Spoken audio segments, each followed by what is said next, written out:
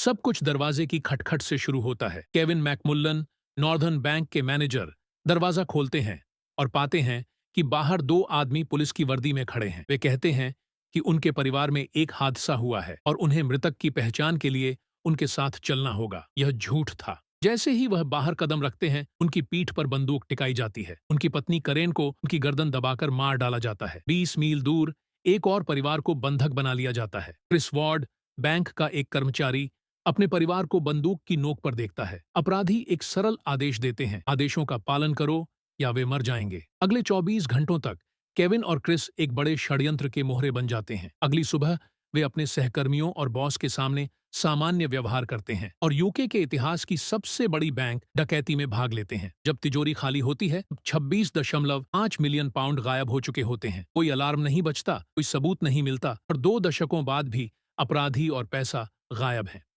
ये northern bank robbery की कहानी है, the perfect crime. Chris Ward, northern bank के कर्मचारी, अपने घर में वेस्ट बेलफास्ट में अपने परिवार के साथ फुटबॉल देख रहे थे। तभी दरवाजे पर खटखट होती है। केविन दरवाजा खोलते हैं और देखते हैं कि एक आदमी उनके पास खड़ा है। वह मुस्कुराता है और कहता है, ठीक है क्रिस, मैं सेल्टिक के बारे में बात करने आया हूं। Chris Ward Celtic football club का सक्रिय सदस्य हैं और टिकट या क्लब इवेंट के लिए लोग उनके घर आते रहते हैं। लेकिन यह बार उनकी सबसे बड़ी भूल साबित होने वाली थी।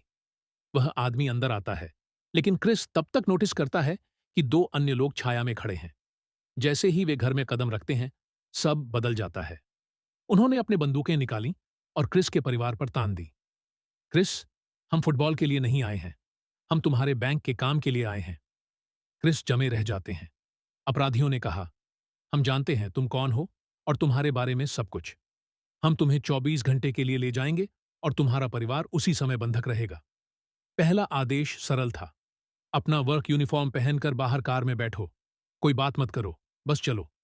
क्रिस आदेश मानता है। बाहर कार इंजन चालू है और चालक बंदूक थामे बैठा है। क्रिस पीछे बैठ जाता है और कार अंधेरे में गायब हो जाती है, जबकि उसका परिवार अपराधियों के हाथ में है। इसी समय केविन मैकमुल्लन भी यही स्थिति झेलते हैं। वे और उनकी पत्नी करेन अपने घर में टीवी देख रहे थे जब दरवाजे पर पुलिस की वर्दी में दो आदमी खड़े थे।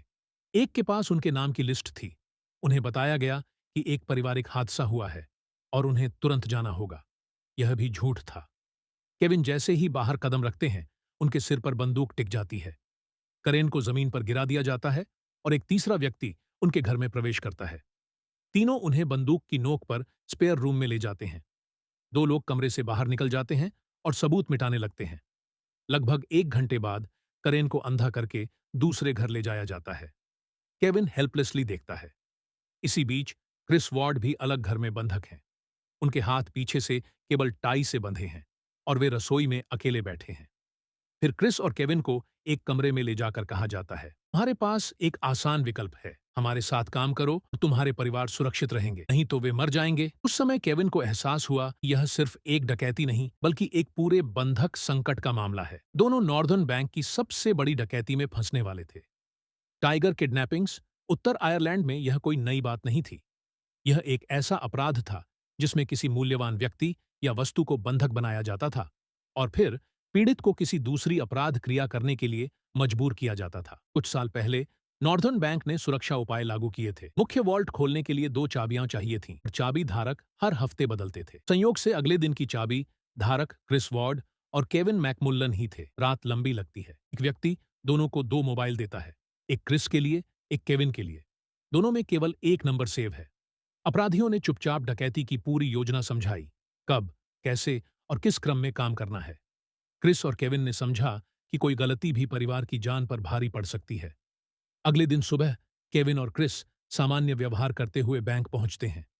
क्रिस का शिफ्ट शुरू होता है। आम दिन में वह लाखों पाउंड संभालते हैं, लेकिन आज सिर्फ क्रिस और केविन ही वॉल्ट की चाबियां रखते हैं। शाम 5 बजे डकैती शुरू होती है।